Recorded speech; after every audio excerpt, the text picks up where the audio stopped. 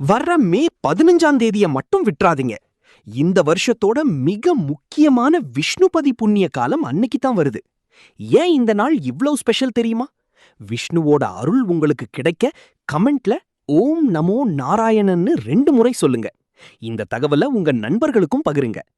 அன்னைக்கு மாத சிவராத்திரி, வைகாசி முதல் நாள் மற்றும் விஷ்ணுபதி புண்ணிய காலம்னு 3மே ஒன்னா சேருது. அதுவும் சுக்கிரவாரம் மூல நட்சத்திரத்தோட வர்ற இந்த நாள் ரொம்பவே அபூர்வம்.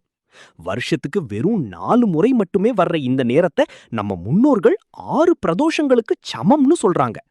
உங்க பாவங்கள் நீங்கி செல்வமும் சந்தோஷமும் பெருக நீங்க செய்ய வேண்டியது ஒண்ணே ஒண்ணுதான்.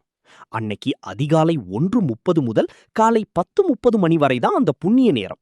இந்த நேரத்துல பெருமாள் கோவிலுக்கு போய் 27 முறை கோவிலை சுற்றி வாங்க.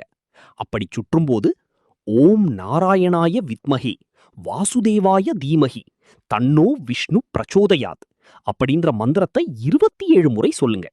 இது போன்ற ஆன்மீக தகவல்களுக்கு நம்ம பொதுநலம் சேனலை உடனே சப்ஸ்கிரைப் பண்ணிக்கோங்க.